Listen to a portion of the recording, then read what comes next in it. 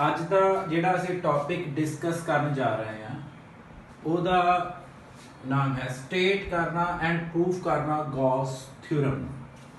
ਪਹਿਲਾਂ ਹੀ ਸਮਝਾਂਗੇ ਕਿ ਗੌਸ ਥਿਊਰਮ ਹੁੰਦੀ ਕੀ ਹੈ, ਫਿਰ ਅਸੀਂ ਉਹਨੂੰ ਪ੍ਰੂਫ ਕਰਾਂਗੇ ਕਿ ਹਾਂ ਸਟੇਟਮੈਂਟ ਸਹੀ ਵੀ ਹੈਗੀ ਆ ਜਾਂ ਨਹੀਂ। ਹੁਣ ਕੁਐਸਚਨ ਕੀ ਹੈ ਕਿ ਗੌਸ ਥਿਊਰਮ ਹੈ ਕੀ। ਪਹਿਲਾਂ ਦੀ ਸਟੇਟਮੈਂਟ ਸਮਝਣ ਦੀ ਕੋਸ਼ਿਸ਼ ਕਰਦੇ ਕਿ ਗੌਸ ਥਿਊਰਮ ਕੀ ਗਈ। ਉਹਨੇ ਕਿਹਾ ਕਿ ਤੁਸੀਂ ਕੋਈ ਇੱਕ ਚਾਰਜ ਕਿਸੇ ਇੱਕ ਕਲੋਜ਼ ਸਰਫੇਸ ਦੇ ਵਿੱਚ ਰੱਖੋ। ਉਦਾਹਰਨ ਦੇ ਤੌਰ ਤੇ ਇਹ ਅੰਦਰੋਂ ਖਾਲੀ ਹੈ, ਠੀਕ ਹੈ, ਇਸ ਦੇ ਅੰਦਰ ਇੱਕ ਚਾਰਜ ਪਿਆ ਹੋਵੇ। ਹੁਣ ਅਸੀਂ ਲਾਸਟ ਕਨਸੈਪਟ ਵਿੱਚ ਪੜ੍ਹ ਚੁੱਕੇ ਹਾਂ ਇਲੈਕਟ੍ਰਿਕ ਫਲਕਸ ਕੀ ਹੁੰਦੀ ਹੈ। ਹੁਣ ਜੇ ਇਹਦੇ ਅੰਦਰ ਇੱਕ ਚਾਰਜ ਪਿਆ ਹੋਇਆ ਆ ਕੁਛ ਇਸ ਤਰੀਕੇ ਦੇ ਨਾਲ ਕਿ ਮੈਂ ਕਹਿ ਰਿਹਾ ਹਾਂ ਕਿ ਸਾਡੇ ਪਾਸ ਇੱਕ ਕੋਈ ਪੋਜ਼ਿਟਿਵ ਕਿਊ ਚਾਰਜ ਔਰ ਉਹ ਕਾਦੇ ਵਿੱਚ ਪਿਆ ਹੋਇਆ ਆ ਇੱਕ ਕਲੋਜ਼ ਸਰਫੇਸ ਤੇ। ਇੱਥੇ ਤਾਂ ਸਾਨੂੰ ਸਰਕਲ ਦੀ ਫਾਰਮ ਚ ਦਿਸਦਾ, ਪਰ ਇਮੇਜਿਨ ਕਰੋ ਕਿ ਇੱਕ ਸਫੇਅਰ ਆ, ਮਤਲਬ ਇੱਕ ਫੁੱਟਬਾਲ ਵਾਂਗੂ ਇਸ ਤਰੀਕੇ ਨਾਲ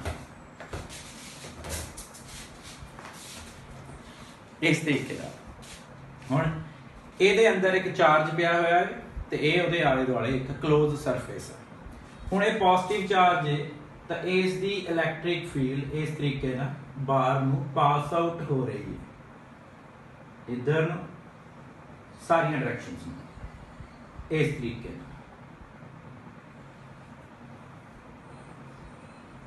ਨਾਲ ਮਤਲਬ ਇਹਦੇ ਅੰਦਰ ਜੇ ਚਾਰਜ ਆ ਤਾਂ ਇਹਦੀ ਇਲੈਕਟ੍ਰਿਕ ਫੀਲਡ ਸਾਰੀਆਂ ਇਧਰ ਨਾਲ ਬਾਹਰ ਨੂੰ ਨਿਕਲ ਰਹੀਆਂ ਨੇ। ਤਾਂ ਗੌਸ ਸਟੇਟ ਕਰਦਾ ਆ ਕਿ ਹੁਣ ਜੇ ਇਹ ਜਿਹੜੀ ਫਲਕਸ ਅਸੀਂ ਪੜ੍ਹ ਚੁੱਕੇ ਹਾਂ ਕਿ ਟੋਟਲ ਕਿੰਨੀਆਂ number of electric field lines ਕਿਸੇ ਸਰਫੇਸ 'ਚੋਂ ਪਾਸ ਆਊਟ ਹੁੰਦੀਆਂ ਨੇ। ਹੁਣ ਇਹਦੇ ਲਈ ਜਿਹੜੀ ਫਲਕਸ ਆ ਉਹ ਕਾਹਦੇ ਇਕੁਅਲ, ਉਹ ਹੈ 1/ε0 ਟਾਈਮਸ, ਮਤਲਬ 1/ε0 ਟਾਈਮਸ ਮਤਲਬ ਜਿੰਨਾ ਇਹਦੇ ਕਲੋਜ਼ ਸਰਫੇਸ ਦੇ ਅੰਦਰ ਚਾਰਜ ਪਿਆ। ਇਹ ਇਹਦੀ ਸਟੇਟਮੈਂਟ ਕਿ ਇਸ ਕੇਸ ਲਈ ਕਿ ਜਦੋਂ ਕਿਸੇ ਕਲੋਜ਼ ਸਰਫੇਸ ਦੇ ਅੰਦਰ ਕੋਈ ਚਾਰਜ ਪਿਆ ਉਹਦਾ ਚਾਰਜ ਦੀ ਇਲੈਕਟ੍ਰਿਕ ਫੀਲਡ ਉਸ ਸਰਫੇਸ ਨੂੰ ਕੱਟ ਕਰੇਗੀ ਤਾਂ ਉਹਦੇ ਲਈ ਜਿਹੜੀ ਫਲਕਸ ਹੋਏਗੀ ਉਸ ਕਲੋਜ਼ ਸਰਫੇਸ ਲਈ ਉਹ 1/ε0 ਕਿਉ ਹੋਊਗਾ। ਮਤਲਬ ਮੈਂ ਇਸ ਦੀ ਸਟੇਟਮੈਂਟ ਲਿਖਦਾ ਕਿ ਇਸ ਦੀ ਸਟੇਟਮੈਂਟ ਕੀ ਕਹਿੰਦੀ ਹੈ ਤੇ ਉਸ ਨੂੰ ਸਮਝਣ ਦੀ ਅੱਗੇ ਕੋਸ਼ਿਸ਼ ਕਰਾਂਗੇ। ਜੋ ਆਪਾਂ ਇੱਥੇ ਮੈਥਮੈਟਿਕਲ ਐਕਸਪ੍ਰੈਸ਼ਨ ਲਿਖਿਆ ਉਹਦੀ ਅਸੀਂ ਗੱਲ ਕਰਾਂਗੇ। ਓਕੇ, ਇਸ ਨੂੰ ਲਿਖਾਂਗੇ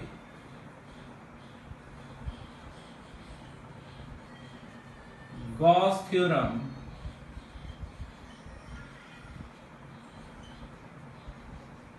states that वो ये समझाने की कोशिश कर रही है इलेक्ट्रिक फ्लक्स कि जेडी साडे कोल इलेक्ट्रिक फ्लक्स ठीक है थ्रू क्लोज सरफेस किसी क्लोज सरफेस दे विचों ਅਸੀਂ स्टेटमेंट पढ़ रहे हैं कि दी गॉस थ्योरम दी। वो कहता Gauss theorem states that electric flux through a close surface, electric flux कितनी इलेक्ट्रिक फील्ड लाइंस किसी क्लोज सरफेस चो पास हुई, ठीक है, इज इक्वल टू होंगी वो बराबर होंगी कादी 1/ε0 टाइम, मतलब 1/ε0 टाइम कादे 1/ε0 टाइम टू द चार्ज, कोई भी चार्ज असी क्यों ना रिप्रेजेंट कर लेंगे 1/ε0 times to the charge enclosed मतलब अंदर पिया होया है बाय क्लोज्ड सरफेस, इस क्लोज्ड सरफेस दे विच, ठीक है। ਹੁਣ Gauss theorem states that Gauss theorem ਇਹ ਕਹਿੰਦੀ ਹੈ ਕਿ electric flux through a closed surface ਕਿ ਅੱਜ ਇੱਕ ਕਲੋਜ਼ ਸਰਫੇਸ ਹੈ ਬੰਦ ਹੈ, ਇੱਕ ਦਾ ਕਮਰਾ ਆ ਪੂਰਾ ਬੰਦ ਹੋਵੇ, ਗੱਬੇ ਉਹਦੇ ਚਾਰਜ ਪਿਆ ਹੋਵੇ, ਉਸ ਚਾਰਜ ਦੀਆਂ ਇਲੈਕਟ੍ਰਿਕ ਫੀਲਡ ਲਾਈਨਸ ਉਸ ਕਮਰੇ ਚੋਂ ਪਾਸ ਆਊਟ ਹੋਣੀਆਂ ਤੇ ਉਹਦੇ ਲਈ ਜਿਹੜੀ ਫਲਕਸ ਆ, ਠੀਕ ਹੈ, electric flux through a closed surface ਚੋਂ ਕਿੰਨੀ ਇਲੈਕਟ੍ਰਿਕ ਫਲਕਸ ਪਾਸ ਹੋ ਰਹੀ ਇਜ਼ ਇਕੁਅਲ ਟੂ 1/ε0 ਟਾਈਮਸ ਇੰਨੇ ਗੁਣਾ to the charge enclosed by the closed surface, ਉਸ ਕਲੋਜ਼ ਸਰਫੇਸ ਨੇ ਅੰਦਰ ਆਪਣੇ ਚਾਰਜ ਕਿੰਨਾ ਰੱਖਿਆ ਹੋਇਆ ਹੈਗਾ। ਹੁਣ ਮੈਂ ਇਸ ਸਟੇਟਮੈਂਟ ਨੂੰ ਇੱਕ ਮੈਥਮੈਟੀਕਲ ਐਕਸਪ੍ਰੈਸ਼ਨ ਦੀ ਫਾਰਮ ਦੇ ਵਿੱਚ ਲਿਖਦਾ ਹਾਂ। ਹੁਣ ਮੈਥਮੈਟਿਕਲ ਐਕਸਪ੍ਰੈਸ਼ਨ ਦੀ ਫਾਰਮ 'ਚ ਕੀ ਮੇਰੇ ਪਾਸ ਸਟੇਟਮੈਂਟ ਬਣਦੀ ਹੈ, ਮੈਂ ਕਹਿਣਾ ਚਾਹੁੰਦਾ ਹਾਂ ਕਿ ਜਿਹੜੀ ਮੇਰੇ ਪਾਸ ਫਲਕਸ ਆ ਫਾਈ ਉਹ ਇਕੁਅਲ ਟੂ ਆ। ਹੁਣ ਫਲਕਸ ਦਾ ਕੇਸ ਕੀ ਆ, ਕੇਸ ਸਮਝਦੇ ਆ, ਠੀਕ ਹੈ, ਕਿ ਕਿੰਨੀ ਇਲੈਕਟ੍ਰਿਕ ਫੀਲਡ ਕਿਸੇ ਸਰਫੇਸ 'ਚੋਂ ਪਾਸ ਹੋ ਗਈ। ਮੈਂ ਇੱਥੇ ਇੱਕ ਐਲੀਮੈਂਟਰੀ ਸਰਫੇਸ ਲੈਣਾ ds, ਉਸ ਨੂੰ ਅਸੀਂ ਬਾਅਦ 'ਚ ਡਿਸਕਸ ਕਰਦੇ ਹਾਂ। ਤੇ ਕਿਹਦੇ ਲਈ, ਇੱਕ ਕਲੋਜ਼ ਸਰਫੇਸ ਦੇ ਲਈ। ਆ ਜਿਹੜੀ ਲੂਪ ਰਿਪਰੈਜ਼ੈਂਟ ਕਰਦੀ ਇੱਥੇ ਗੋਲਾ, ਇਹ ਰਿਪਰੈਜ਼ੈਂਟ ਕਰਦਾ ਕਿ ਸਰਫੇਸ ਸਾਰਾ ਕੀ ਆ, ਕਲੋਜ਼। ਤੇ ਆਪਾਂ ਇਲੈਕਟ੍ਰਿਕ ਫੀਲਡ ds ਇੱਕ ਐਲੀਮੈਂਟਰੀ ਸਰਫੇਸ ਆ ਕਲੋਜ਼ ਦਾ, ਜੋ ਦੀ ਇੰਟੈਗਰਲ ਮਤਲਬ ਪੂਰਾ ਕਲੋਜ਼ ਸਰਫੇਸ, ਇੱਕ ਕਲੋਜ਼ ਸਰਫੇਸ ਆ ਕਲੋਜ਼ ਨੂੰ ਰਿਪਰੈਜ਼ੈਂਟ ਕਰਦਾ। ਉਹ ਇਕੁਅਲ ਟੂ ਆ, ਉਹ ਕਾਦੇ ਇਕੁਅਲ ਟੂ ਆ, 1/ε0, 1/ε0 ਇਨਟੂ q।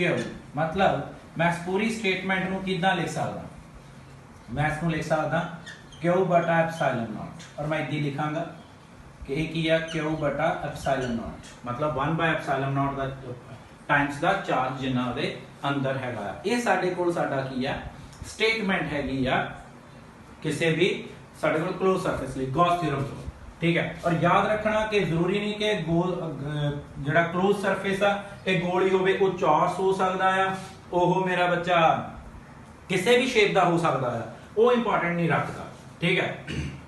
हुण असीं इस चीज़ नूं प्रूफ करते हैं, असीं स्टेटमेंट का समझते हैं कि स्टेट कहता कि गॉस थ्योरम स्टेट करती है कि किसी कोई क्लोज सरफेस आ, जिद्दां कि आपां क्लोज सरफेस मानते हैं, उस क्लोज सरफेस के अंदर कोई क्यू चार्ज पिया, ਉਹਦੀ ਇਲੈਕਟ੍ਰਿਕ ਫੀਲਡ ਇਸੇ ਕਲੋਜ਼ ਸਰਫੇਸ ਨੂੰ ਪਾਸ ਆਊਟ ਕਰਦੀ ਹੈ, ਤੇ ਉਹਦੀ ਜਿਹੜੀ ਇਲੈਕਟ੍ਰਿਕ ਫਲਕਸ ਹੋਏਗੀ ਉਹ 1/ε0 ਇਨਟੂ ਚਾਰਜ ਹੋਏਗੀ, ਜਿੰਨਾ ਉਹਦੇ ਅੰਦਰ ਚਾਰਜ ਪਿਆ ਹੋਇਆ ਹੈ, ਠੀਕ ਹੈ। ਔਰ ਇਹ ਸਾਡੇ ਕੋਲ ਹੈ ਕਲੋਜ਼ਡ ਸਰਫੇਸ, ठीक है, वन सरफेस। हुण मैं इस चीज़ का प्रूफ करना, ये मेरी स्टेटमेंट होगी कादी Gauss theorem the.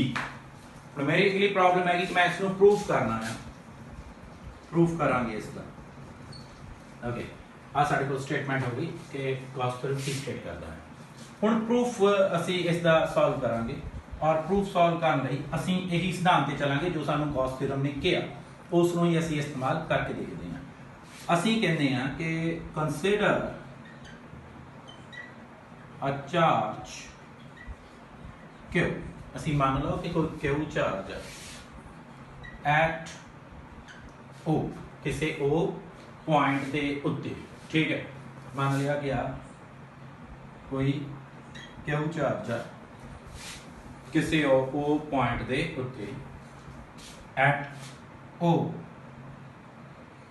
at center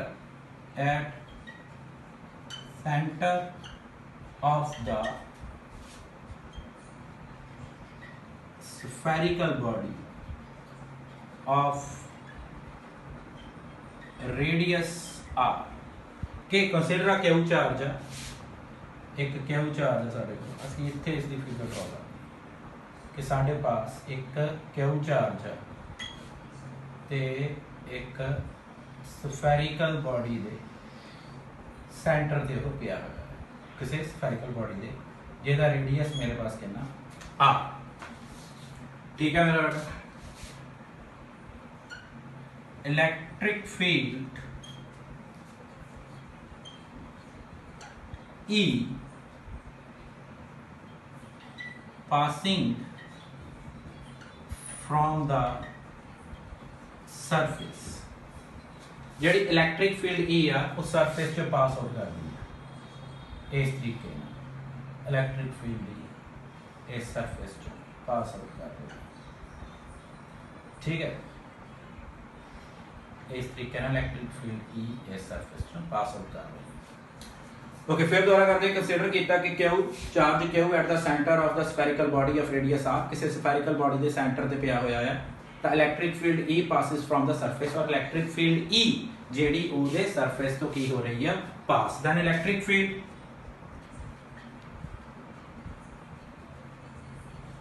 ਹੁਣ ਮੈਨੂੰ electric field ਪਤਾ ਕਿ electric field ਕਾਦੇ ਇਕੁਅਲ ਹੋਣੀ 1/4πε, जिन्ना चार्ज आ क्यू और जिन्नी एस तो ये सरफेस तक की दूरी है। ठीक है, मैं मान लेना है कि ਇਹਦਾ रेडियस ही है जी इत्थे तक की दूरी है ना, तो ਉਹਦੀ दूरी का की आ जाना स्केयर। ਇਹਨੂੰ फर्स्ट इक्वेशन मान लो। आ ਸਾਡੇ ਕੋਲ इलैक्ट्रिक फील्ड आ गई कितने सरफेस के उत्ते। ਇਹਦੇ ਬਾਅਦ ਚੋਂ ਆਪਾਂ ਮੰਨਾਂਗੇ कि ਇਹਦੇ सरफेस ਦੇ ਉੱਤੇ एक एलीमेंटरी सरफेस आ ds। ਹੁਣ इलैक्ट्रिक फील्ड इदा बाहर ਨੂੰ सेंटर तो इदा बाहर ਨੂੰ जाएगा तो 90 डिग्री ते। और सानू पता है कि असी लास्ट वीडियो डिस्कस किया कि जो एरिया वैक्टर आ सरफेस वैक्टर आ वो भी सरफेस दे परपेंडिकुलर होगा आउटवर्ड। तो इसका मतलब ds भी बाहर ਨੂੰ ही होएगा। ठीक है, ओके। असी मानते जो असी मानने लिखते हैं let ds is the elementary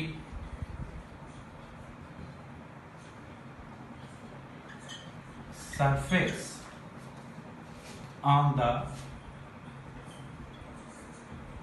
spherical body। उस spherical body ते ds की साडे कोल elementary surface असी मान लिया कोई। then electric flux। ਹੁਣ फाई इलैक्ट्रिक फ्लक्स की होनी है, ਉਹਦੀ स्टेटमेंट बड़ी सौखी है कि कितनी इलैक्ट्रिक फील्ड कितने सरफेस ਨੂੰ पास हो करता। जे मैं इलैक्ट्रिक फ्लक्स कढ रहा एलीमेंटरी सरफेस में, ठीक है, electric flux for elementary surface, ये गल ध्यान नाल समझी। एलीमेंटरी सरफेस लिए एलीमेंटरी इलैक्ट्रिक फील्ड, और वो बड़ी सौखी जी गल आ कि जे मैं डी फाई कढ रहा हां तो वो बहुत सौखा है, क्योंकि जेड़ा मैं इस क्लोज सरफेस के उत्ते सरफेस लेना आ वो क्लोज नहीं हैगा, वो इन्ना हिस्सा क्लोज नहीं है। ठीक है ना, मान लो कि आ साडे कोल एक क्लोज सरफेस हैगा और ਇਹਦੇ ਉੱਤੇ ਜੇ मैं इन्ना हिस्सा मान के चलां कि ds सरफेस आ, ठीक है मेरा बच्चा, ਤੇ ਇਹ क्लोज नहीं हैगा। और ਇਹਦੇ ਲਈ इलैक्ट्रिक फ्लक्स की होनी है कि कितनी इलैक्ट्रिक फील्ड कितने सरफेस ਨੂੰ पास आउट करदी, ਉਹਨਾਂ ਦਾ डॉट ले लिया। Then total electric flux just solve करते हैं अपना। then total electric flux obvious है, total electric flux ਲਈ ਆਪਾਂ ਨੂੰ ਕੀ ਕਰਨਾ ਪੈਣਾ ਇੰਟੀਗ੍ਰੇਟ। ਹੁਣ ਇੱਥੇ ਇੰਟੀਗ੍ਰੇਟ ਕਰਨ ਵੇਲੇ ਇੱਕ ਗੱਲ ਯਾਦ ਰੱਖਣੀ, ਇੱਕ ਤਾਂ ਸਰਫੇਸ ਲਈ ਇੰਟੀਗ੍ਰੇਸ਼ਨ ਕਰਨੀ ਹੈ, ਠੀਕ ਹੈ, ਸਰਫੇਸ ਲਈ ਓਕੇ ਦੇ ਪੂਰੇ ਏਰੀਆ ਲਈ। दूसरा वो क्लोज सरफेस इस करके ਆਪਾਂ ਨੇ लूप ड्रॉ की ਤੇ ਆਪਾਂ ਨੇ ਇੱਥੇ ਕੀ ਲਿਆ E.ds, मतलब टोटल ਇੱਥੇ d फाई ਕੱਢੀ ਸੀ एलिमेंटरी सरफेस ਦੇ ਲਈ, और टोटल ही ਆਪਾਂ ਦੀ इंटीग्रेट कर देता। E बाहर रखते हैं और इंटीग्रेट करते हैं ds। ओके, ਇੱਥੇ एक चीज ਅਸੀਂ ਪਹਿਲਾਂ ਅਸੀਂ ਇਹਨਾਂ ਦੇ ਗੱਬੇ ਡਾਟ ਪ੍ਰੋਡਕਟ ਨੂੰ ਹਟਾ ਕੇ ਕੀ ਲਗਾਉਣਾ cos थीटा। ओके, ਇੱਥੇ ਦਿਮਾਗ ਰੱਖਣਾ in this electric field and elementary surface are in same direction, मतलब वो सरफेस के परपेंडिकुलर है, दोनों ही ਅਸੀਂ डिस्कस कर चुके हैं कि दोनों ही सेम डायरेक्शन जा रहे हैं। इलैक्ट्रिक फील्ड सेंटर तो आ रही है, इस करके परपेंडिकुलर होएगी। और दूसरी चीज मेरा बेटा कि ਜਿਹੜਾ ਸਾਡੇ ਕੋਲ ਏਰੀਆ ਵੈਕਟਰ ਹੁੰਦਾ ਹੈ ਉਹ ਹਮੇਸ਼ਾ ਹੁੰਦਾ ਹੀ परपेंडिकुलर ਆ। सो ਇਹਦੇ ਕੇਸ ਚ ਥੀਟਾ ਕਿੰਨਾ ਹੋ ਜਾਣਾ 0 डिग्री, ਤਾਂ ਫਾਈ ਕਿੰਨੀ ਆਣੀ ਸਾਡੇ ਕੋਲ ਫਾਈ E.ds cos 0 और cos 0 ਸਾਡੇ ਕੋਲ ਕੱਲੀ ਕੀ ਆ ਜਾਣੀ E.ds। इलैक्ट्रिक फील्ड ਦੇ ਐਕਸਪ੍ਰੈਸ਼ਨ ਨੂੰ ਅਸੀਂ ਬਾਹਰ ਕੱਢਦੇ ਹਾਂ और इंटीग्रेट करते हैं ਇੱਥੇ ਅਸੀਂ ਸਰਫੇਸ ਦੇ ਰਿਸਪੈਕਟ ਕਿਹਨੂੰ ds। और ਮੈਨੂੰ ਪਤਾ ਹੈ ਕਿ ds ਦਾ ਜਿਹੜਾ ਸਾਡੇ ਕੋਲ ਪੂਰੇ ਸਰਫੇਸ ਦਾ ਫਾਰਮੂਲਾ, मतलब ਜੇ ਸਫੈਰਿਕਲ ਬਾਡੀ ਹੈ ਤੇ ਪੂਰੇ ਸਰਫੇਸ ਦਾ ਫਾਰਮੂਲਾ 4 ਪਾਈ r ਦੀ ਸਕੁਅਰ। ਹੁਣ ਇਹਦਾ मतलब मेरे पास फाई की बननी है E 4 पाई r ਦੀ ਸਕੁਅਰ।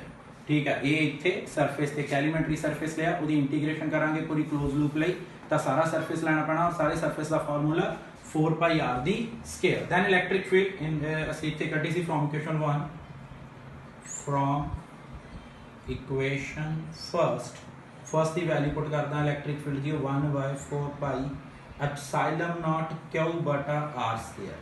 ਆ ਤਾਂ e ਦੀ ਵੈਲਿਊ ਪੁੱਟ ਕਰ ਦਿੱਤੀ, ਨਾਲ ਕੀ ਸਾਡੇ ਕੋਲ 4 ਪਾਈ r ਦੀ ਸਕੁਅਰ, 4 ਨਾਲ 4 गया, पाई नाल पाई गई, r स्क्वायर नाल r स्क्वायर।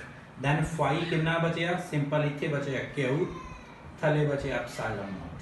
और स्टेटमेंट की आ उसमें मैं की बोल रहा कि ਜਿਹੜੀ ਇਲੈਕਟ੍ਰਿਕ ਫਲਕਸ ਕਿਸੇ ਕਲੋਜ਼ ਸਰਫੇਸ ਲਈ ਆ ਉਹ ਇਕੁਅਲ ਟੂ ਆ 1/ε0 ਇਨਟੂ ਉਹਦੇ ਅੰਦਰ ਜਿੰਨਾ ਵੀ ਚਾਰਜ ਪਿਆ।